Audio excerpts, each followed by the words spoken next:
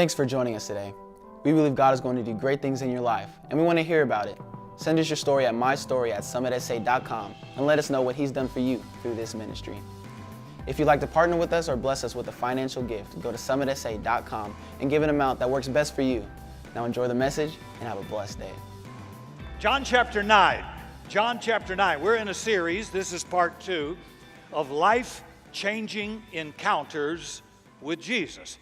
And we are rocking the boat with a little non-traditional Christianity. So stay with me. John chapter 9, verse 1 through 6. As Jesus walked along, he saw a man blind from birth. The disciples asked him, "Rabbi, who sinned, this man or his parents, that he was born blind?" Jesus answered, "Neither the man nor his parents. He was born blind so that God's works might be revealed in him. We must work the works of him who sent me while it's day. Night is coming when no one can work. As long as I'm in the world, I'm the light of the world." When he said it, he spit on the ground and made mud with saliva and spread the mud to the man's eyes, saying to him, "Go wash in the pool of Siloam." Then he went, washed, and came back able to see. The neighbors of those who had seen him before as a beggar began to ask, "Is not this the man that used to sit and beg?" Some were saying, "He is." Others were saying, "I'm not sure. It looks like somebody like him." He kept saying, "I'm the guy. I'm the man." They kept asking him, "Then how were your eyes opened?" He said, "The man called Jesus made mud, spread it on my eyes, and said to me, 'Go to Siloam and wash.' Then I went, washed, and received my sight." This is a story about Jesus noticing somebody nobody paid any attention to. It's a common scene. It goes on all the time. A wife is pouring out her heart to her husband about something. He's reading the newspaper. She's more frustrated than anything. And she says, "You're not listening to me." And the husband typically says, "Yes, I can. I can repeat every word you said." Now, the real question to married people is, she satisfied with that answer? Not a chance. She doesn't want him just to hear the words. She wants him to put down the stupid paper, look her in the eye, and pay attention. Paying attention is the most powerful force in the world. Studies have been done and showed that paying attention to people shapes their behavior and their lives. Attention is a powerful force. Attention is a valuable thing. In fact, we don't give attention, we pay attention. It's like money. And that brings us to the blind man in John 9. Here's a guy that spent his entire life being ignored. He wasn't worth noticing. He was blind and he was a beggar. You know, the next time you're at an intersection and you see somebody begging, watch him try to catch the eye of a motorist and watch them look straight ahead pretending they don't see him, because if they pay attention, they might have to respond. Well, that was this guy's entire life. He was used to being ignored. And by the way, people come to church, in churches all over San Antonio every weekend, walk in and walk out completely ignored. Yeah. John says, as Jesus walked along, he saw the man. So this encounter starts with Jesus paying attention to somebody everybody else is ignoring. And here's the miracle for this week. Jesus pays attention to insignificant people. He pays attention to you and me. There's not the smallest detail of your life or mine that is not of immense interest to Jesus. He notices you. He's fascinated by you. Now, a couple of you might be boring to other people, but you're never boring to God. God pays immense attention to you. So Jesus sees the guy, and then the disciples notice him after. And they ask a very odd question. Verse 2, "Rabbi, who sinned? Did his parents vote for the wrong party?" I'll try to be contemporary as I can. Is it this man? Was it his parents that he was born blind? Was it his zip code? Was it where he lived? Now, that's a strange question. The guy was born blind.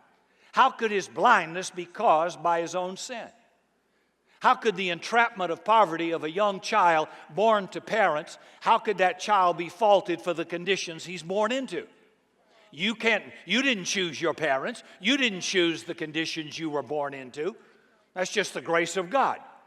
And so the thinking of Jesus' day was that if a mother-to-be worshiped in a pagan temple, the child would be guilty of idolatry because the mother had worshiped in a heathen temple. Now that was completely false, but that's what they thought. And I guess it made people feel better if they could believe that a suffering person deserved to suffer. In those days, people believed there was a cause and effect relationship between suffering and sin. And that's what this blind guy's facing. Can I suggest to parents, even well-meaning parents, never tell your children when they get hurt, God is punishing them. Never. You misrepresent the God of the Bible and you rob him of grace and mercy and compassion. Now, he spent his whole life with people trying to ignore him. Get the picture. He's blind. That's depressing to people. He's a beggar. That's demanding for people. So in their mind, he's a product of sin, and that was disgusting to people. Mothers would walk by with their kids and teach their children, don't look at that guy. Don't listen to him. Don't talk to him. Don't go near him. Don't pay attention to him. He wants something, and he doesn't deserve it. And so does everybody in this room. Yeah, when you came to Jesus, you were just like that. You want something, and you don't deserve it. That's called grace. Look at verse 3 and 5. Jesus answered, neither this man nor his parents sinned. He was born blind, you ignoramuses, so that God's work, well, I added that, might be revealed in him. And then he said, we must work the works of him who sent me while it's day. Night is coming when no man can work. As long as I'm in the world, I'm the light of the world. Now, Jesus is saying, we've got an extraordinary opportunity. It's day. He's talking about an opportunity. But this extraordinary opportunity is time limited. Like daytime, it's not going to last forever, and it's possible to miss it. So when you miss an opportunity that's special, it's gone. I mean, it's gone. So Jesus says there's an extraordinary opportunity. It's day, but night's coming. The day will be over. But this extraordinary opportunity to do the work of God right now is time limited, and you could miss it. In verse 4, he doesn't say, I must work the works of him who sent me. He says, we must do it. That includes the disciples, and by extension, you and me. You must work the works of God. I think one of the hardest things for human beings, believers, to believe is that they're actually created to do the work of God. Remember the movie several years ago? I know, Johnny, you'll remember it, The Blues Brothers. I loved it. These two central characters are two bumbling wannabe musicians on a cause. And when people ask them, what are you doing? Their stock answer is always, we're on a mission from God. And it's hilarious to think that these two ordinary, mediocre, bumbling musician wannabes could have been commissioned by the God of the universe. And that's the point of the joke. How could these two losers be on a mission from God? And folks, here's a sidebar. Everything in our world apart from God is designed to keep you and I from believing we're actually on a mission from God. We are. And if you don't believe me, the next time you get stopped by a policeman and he says, why are you going so fast? You just tell him, I'm on a mission from God. Yeah. See how far that gets you. And the alternative is to believe that you're not on a mission from God. That God has no particular interest, no investment, no attention devoted to what your life or mine is all about. But the truth about your life is you are on a mission from God. Jesus said, you are the salt of the earth. You are the light of the world. Together, you're a city set on a hill, a light that cannot be hidden.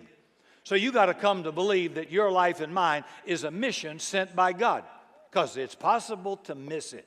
And many people do. And that's why Jesus says we've got to do the works of God while it's day, while we have opportunity. Now, when did Jesus do it? Verse 1 says, as he walked along. You know, the point was it wasn't his job. Ever hear somebody when you wanted something in a store say, oh, that's not my job? Well, this wasn't Jesus' job. He's not in the synagogue. He's not preaching. He's not feeding 5,000 people. So by implication, the main point you do the work of God is daily as you go along. It doesn't have to be high profile or an important position. In fact, one of the barriers to experience our lives as missions from God is the illusion that we somehow have to have an important job or title or some significant portfolio. But mostly, the business of doing the work of God happens in the routine, ordinary, unspectacular events of your life as you go along. And you change people's lives and you didn't have a clue. That's when these opportunities come up. You know, God's not going to ask you one day, did you achieve financial security?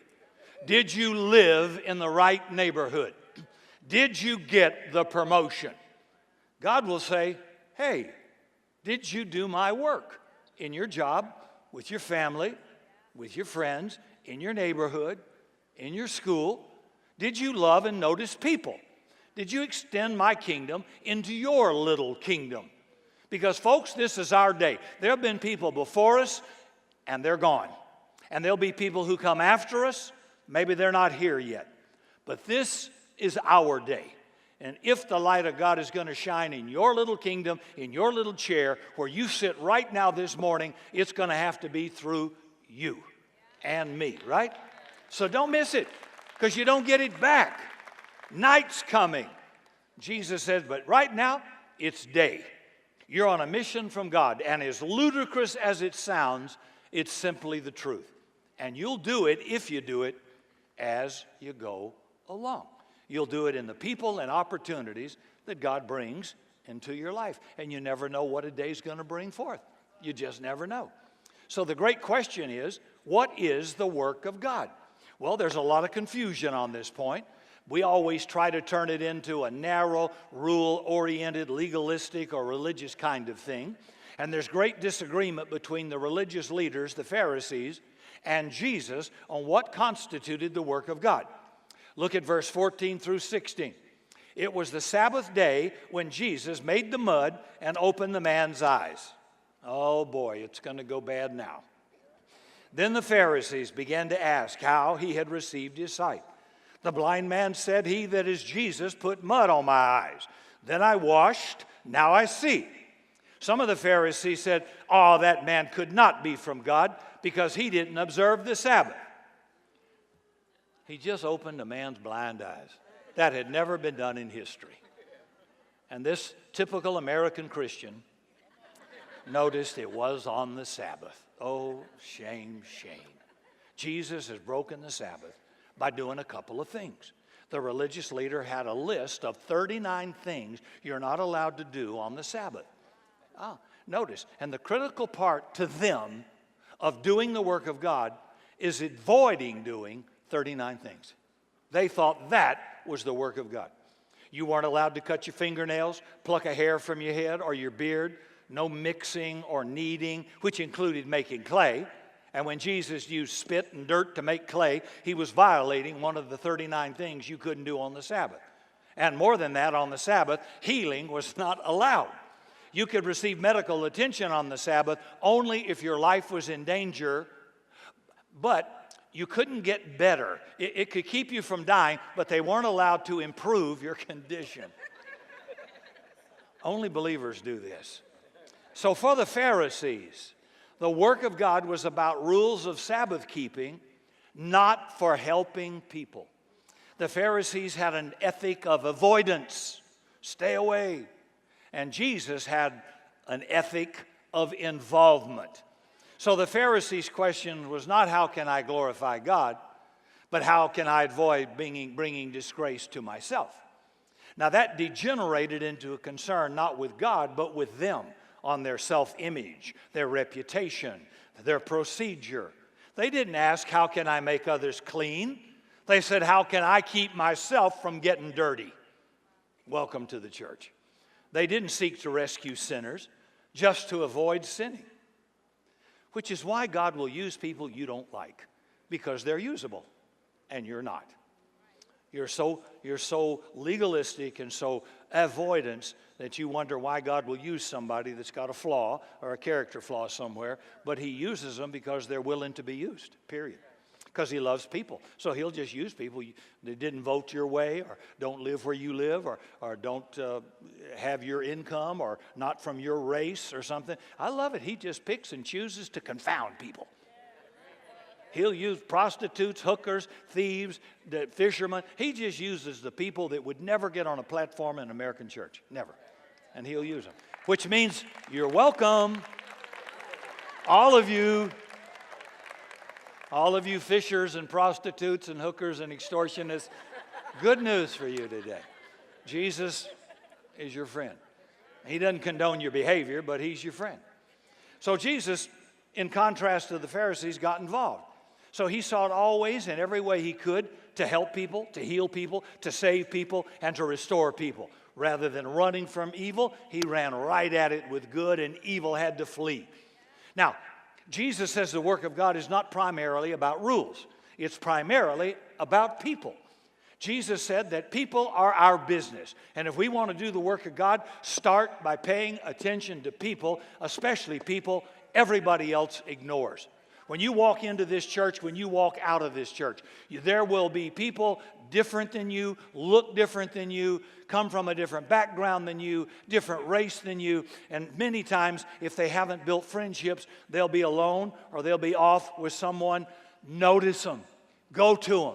Grab a handshake. Well, good to see you. My name is. Every service, I walk around and do that. I don't want you to be alone. I will not let you sit alone. I will invade your space. Like me or hate me, I'm going to make sure you know I notice you. I'm glad you're here. For good or bad, I'm glad you're here. Whatever. You need to do that. We could pack this place out, rip down that curtain, and put 5,000 bodies in here if everybody made everybody special. Quit going to your huggy friends. Oh, there's Mary. We're friends. Oh, hi, Mary. Hi. And so we'll hook up by race or we'll hook up by our friendship connect group. That's not wrong. But what's wrong is ignoring people everybody's ignoring. Make sure they get included. Go out of your way to hook them. This white guy's going to break into every black crowd out there. Every single one of them. And I'm going to do it because I'm doing it on purpose. And we got Asians in here. And we got mixed marriages in here. And we have a few hookers in here. And we have a few pole dancers in here. Oh, I know. I know. And by golly, you're welcome here. And if I get to you, I'm going to shake your hand, love you, and I'm glad you're here. And I believe I can't change you. God can change you. That's the only one who can change you. But I want you to enjoy the journey with me. I'm still changing. I know it's hard for you to believe, but I'm not perfect. And do not mess with my wife and ask her anything. Do not. So the religious leaders miss the essence of the work of God. I wonder if we are. It's love. Jesus said, a new commandment I give you. Wake up, love one another. If you want to know what the work of God is, it's love. The first time I ever came to this city, 30 years ago, I went to a ministers association meeting trying to make some friends. I don't know anybody. I don't have any contacts. I thought I'll go where ministers are. The first guy that walks up, about 60 years old, what big pompadour, Pentecostal hairdo, first thing he asked me, what do you believe about tongues? I just got here. I mean, is that going to be the criteria where we could be friends? You know, that was his. I knew instantly. He's saying, I ain't touching you unless you agree with me on my issue. I thought, or how did you vote? Or what race are you? Or whatever. I thought, how about, am I a thief? A murderer? Am I a good guy? What would that matter? If I give you my word, would that matter? If you got in trouble and I'd be there, would that matter? Or no, your big flipping issue is, that was nice. That's the Christian word. That's the you want to make your condition based on whether you agree with me on everything or not. Mine's unconditional. I don't care. I may not condone what you're doing, but you will not find me hard to be a friend with. I will not do that. Jesus was called a friend of publicans and sinners. So who are you to be better than Jesus? And if we're going to get them in the kingdom of God, and if they're going to be life transformed, it won't come through judgment. It'll come through love. It'll come through getting under God's word, watching the effect of people on you, and God working on you. He worked on me. He'll work on you. And he'll work on them. So get involved and notice people nobody else is paying attention to. Now, if I brought a celebrity in here, or a famous person, or a rich person, or a political high profile, oh, everybody'd be going to go over and meet and shake hands with the mayor or somebody that's the head of some agency. Or if Brad Pitt was here, everybody'd run. Sorry, Johnny. Everybody want to run over, get an autograph, get a picture, or one of the Spurs or something. Well, what about people that aren't high profile? What about people that just came in and need a hug or to be noticed that they're important? You're just telling people that when you notice them. So stop being a cold refrigerator and only loving those that you know. Love those you don't know, like that. Everybody loves to be noticed. So verse 8, look at this. Well, look at this. This guy has been sick and blind all of his life. He's been by the side of the road. His geography has not changed, begging all of his life. Verse 8, the neighbors and those who had seen him all of his life as a beggar, but now he's seeing, they say, hey, isn't this the guy that used to sit and beg? Well, some said yes, some said no. Some said it looks like him. Now, what's funny is this guy's been blind from birth. He's been in the same place for years, his entire life, and the people have paid so little attention to him that when the miracle happens, they can't even get a positive ID on the guy. That's how ignored he's been. They don't even know what he looked like. Some said it wasn't even the same guy. So 2 questions to reflect on this week. Number 1, are you paying attention to God? The Pharisees missed it. Jesus was standing right there and had done a work, and they didn't see it. And secondly, are you paying attention to people? Here's a secret to being irresistible. Pay attention to people. Notice people, especially notice people nobody else notices, because people like to be noticed. Everybody does. When you pay attention to somebody, you're saying you're the most important person in my world right now. And that's what Jesus does for the blind guy. We live in a world where people are used to being ignored. So Jesus pays attention to the man and changes his life. The Pharisees are so opposed to Jesus, they try to find a way to discredit him. And what's happened? There's been a clear miracle, but they don't want to see it. They don't want to see the reality of who Jesus is, the Son of God, Messiah. Now we see another kind of blindness, spiritual blindness. Verse 18, the Jews, the Pharisees, religious leaders, did not believe he had been blind and received his sight until they called the parents of the man and asked them, this your boy who said he was born blind? How then does he now see? The parents said, we know this is our son. We know he was born blind. But as to how he sees, we don't know. Ask him. He's of age. He'll speak for himself. Now, why did the parents say that? Well, look at the next verse. His parents said this because they were afraid of the Jews.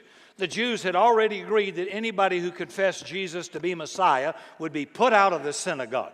Therefore, his parents says, well, he's of age, ask him. Folks, there are forces in our world today that don't want you to pay attention to Jesus. And devoting full attention to Jesus can, in some cases, involve a significant price. It usually does. Now, the Pharisees call this guy back for a second round of interviews. Now, remember, he spent his whole life being ignored. And now everybody's falling all over themselves to get to him. First, Jesus notices him. Finally, the disciples notice him. Then the neighbors notice him. Now they drag him off to religious leaders. And these leaders have a clear agenda to get him to say something to discredit Jesus. So in verse 24, they say, give glory to God, kind of an oath. We know this man is a sinner. Now watch this guy's response. I don't know whether he's a sinner. One thing I know is I was born blind. Now I see. They said, well, who did it to you? How did he open your eyes? He said, I told you already. You wouldn't listen. Why do you want to hear it again? Do you want to become his disciples? A little smack going on here. I love it. Verse 28. Then they reviled him and said, you're his disciple, but we're disciples of Moses. We know that God has spoken to Moses. As for this man, Jesus, we don't know where he comes from. Now watch this guy. He hasn't been in theology classes. He's amazing. The man answered, well, now that's an astonishing thing. You don't know where he comes from, yet he opened my eyes. And he's assuming these religious leaders would know anybody who was a miracle worker of God's work. Then he goes on. We know, this is the blind man, we know that God does not listen to sinners, but he does listen to those who worship him and obey his will. Never since the world began has it ever been heard of anybody who opened the eyes of anybody born blind. If this man were not from God, he could do nothing. This guy is an orator.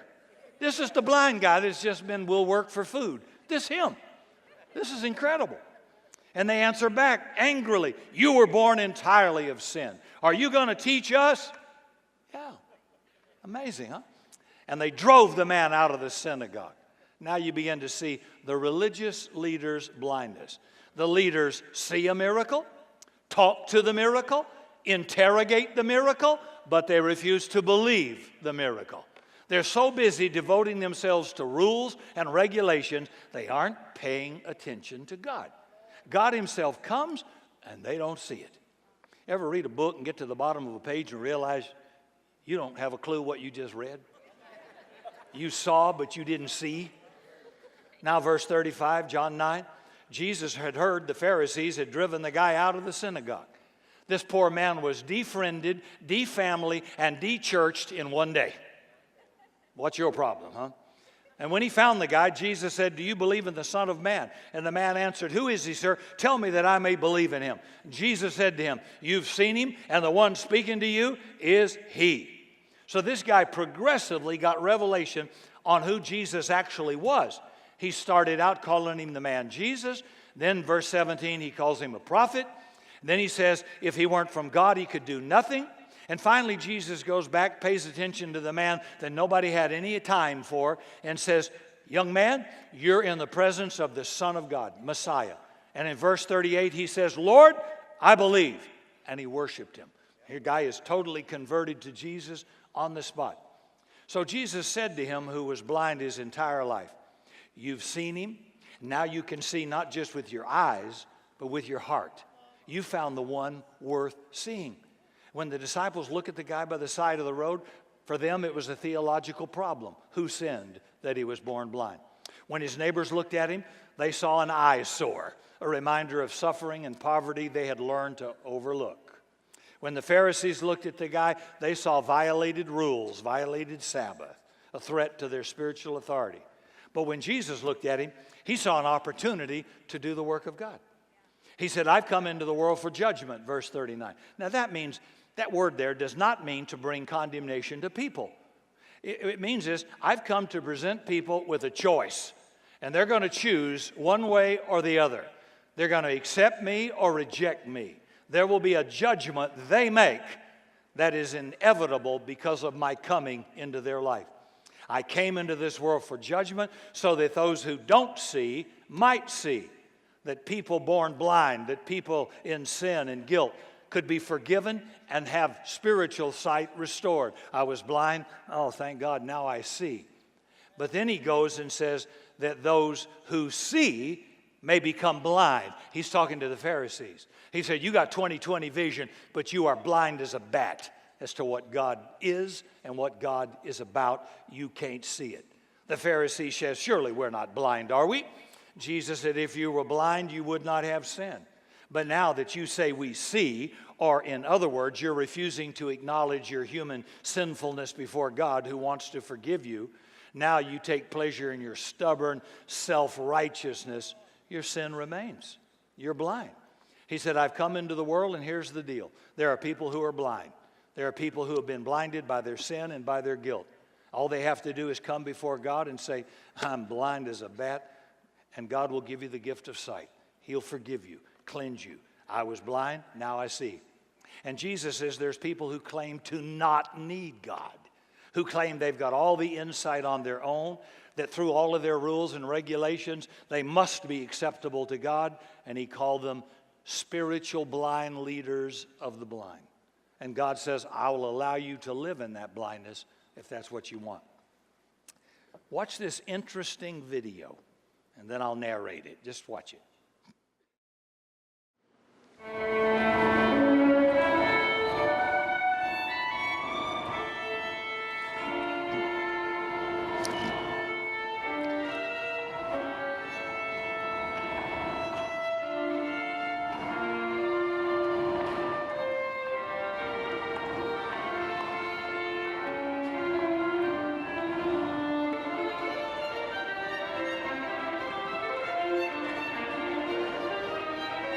Okay, guys. That's John Bell, the world's greatest violinist, playing a $3 million Stradivarius violin in Washington, D.C.'s metro station, unnoticed. 1,070 people passed by, paying him no attention. Folks, we can do that every day of our life if we're not careful. Are we paying attention to God, those promptings in your heart? And are we paying attention to the people that He loves so much? I don't want to miss it. And by noticing, every now and then, you change a life forever. Somebody finds Jesus, forgiveness, eternal life, transformation, and they're never the same because somebody noticed them. And somebody noticed some of you in your dirtiest, low-down, deepest, darkest days. Somebody noticed you, or I wouldn't be here if they hadn't noticed me. I wouldn't be here, and most of you, unless you were raised in a Christian home, wouldn't be either. But somebody had to notice you. So you never know who's walking through that door. You never know who's in a seat sitting over here. But if you don't know who they are and you haven't seen them before, you make sure you notice them. And make sure you notice the unnoticeable, because Jesus is out there saying, come on, I know all these other people. Get over and notice this unnoticed person. I see unfulfilled potential in this person. I see a great possibility. Now, they may say yes, they may say no. That's not your problem. But you notice them, because I notice them. I notice everybody. Thanks for joining us today, and may God richly bless you. For more information on Summit Christian Center, visit summitsa.com.